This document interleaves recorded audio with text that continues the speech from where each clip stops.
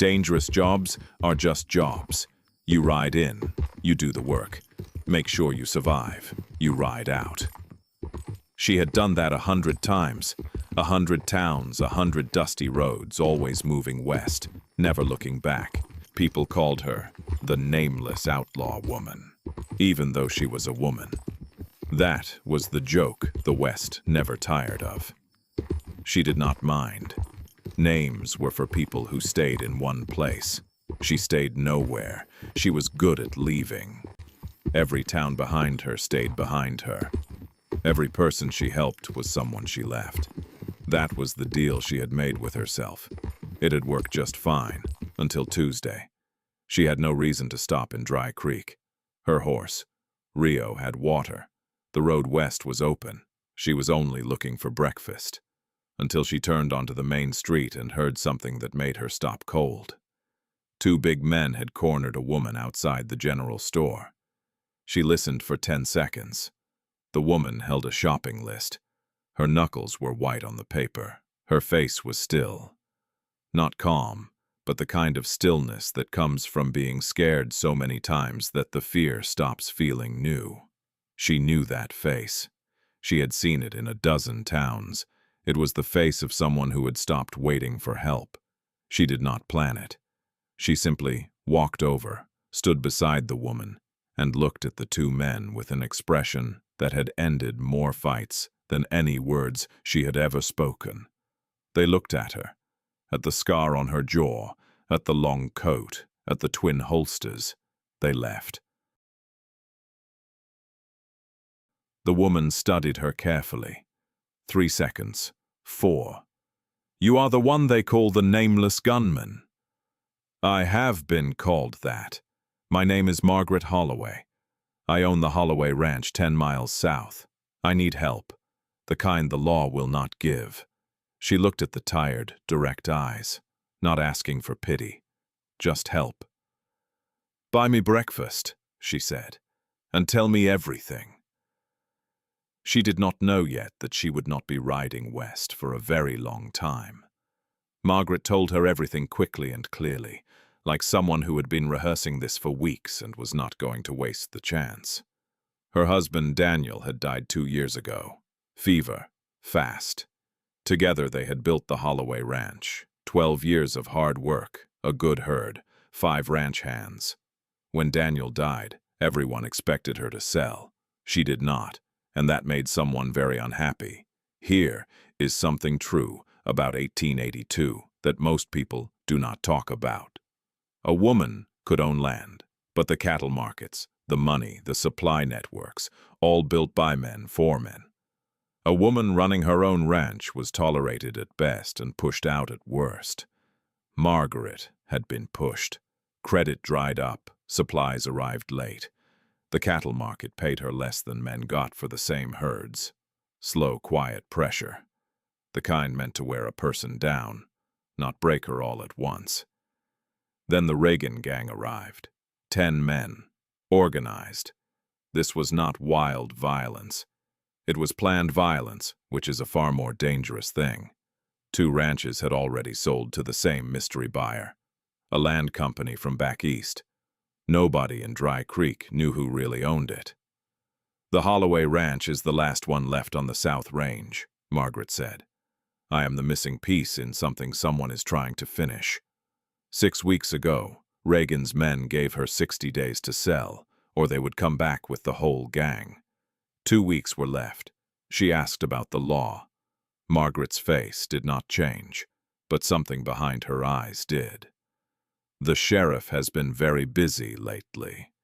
Too busy to look into fences that break themselves and cattle that walk away on their own. He bought a new horse 6 months ago. 6 months, right when the Regan Gang arrived. She sent a telegram to a federal contact. The answer came on the 4th day. The land company was owned by railroad investors. They needed the South Range water rights for a planned rail line. Whoever held Holloway water controlled every ranch on the North Range in a dry year, and a dry year was coming. That evening on the porch, she told Margaret about the water. Margaret was quiet for a long time. Daniel knew, she said.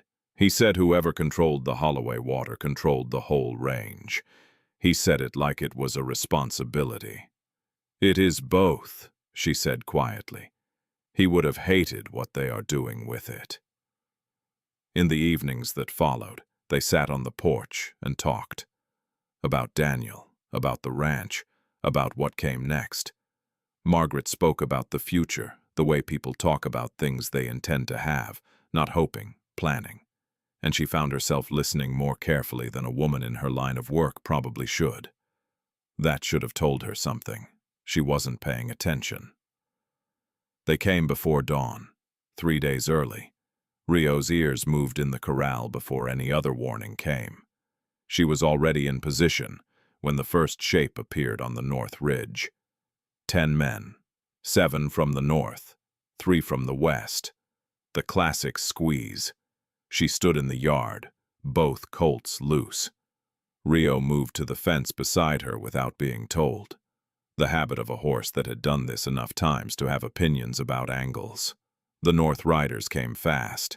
The first shot went where she had already stopped being. 1 step left, a weight shift before the mind catches up. Her right colt answered before the echo started.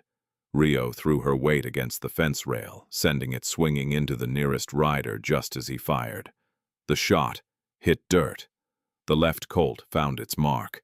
2 down. She turned west. Rosa, from the north fence, fired at that exact moment. Not at the riders, but at the dirt in front of the lead horse. The horse reared. The tight group broke apart. 1 second in the gap. 2 shots. Both found the men already lifting their guns. The last rider from the west looked around, did the math and turned. 4 down in under 30 seconds. 5 still in the yard, and Regan himself. At the back, watching with cold, careful eyes. "How many rounds do you have left?" he asked.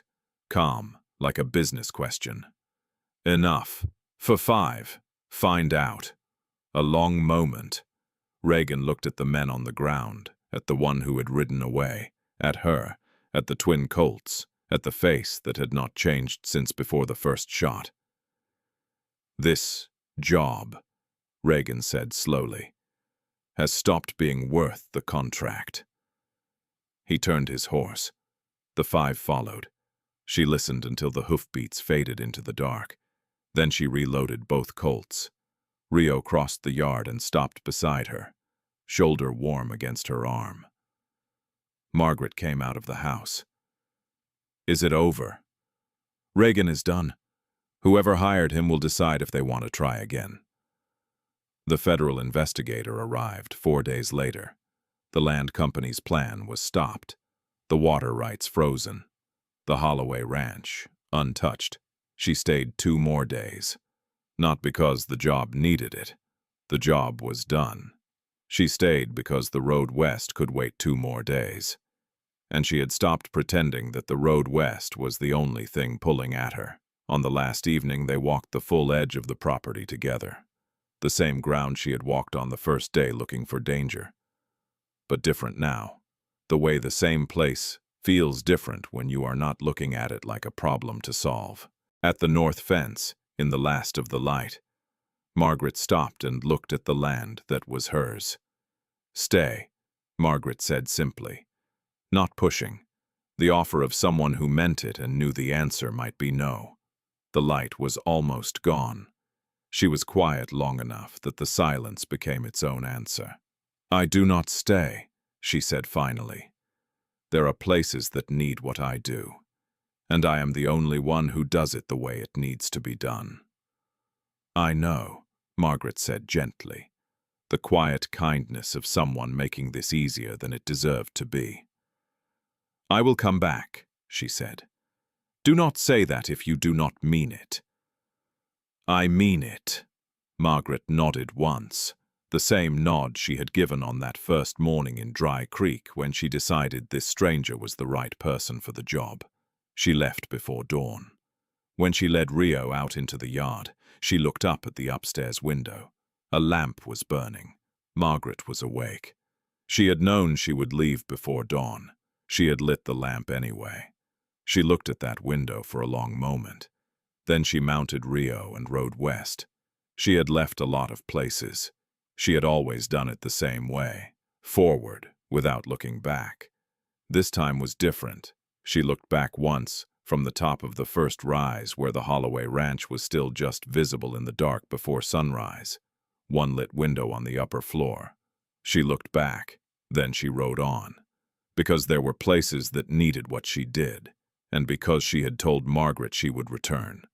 Unlike most things she said. That one she intended to keep. Rio moved west. The lit window disappeared behind the rise. The next thing was waiting. It always was. But this time, for the first time in a long time, there was also something east. Something lit. Something worth riding back for.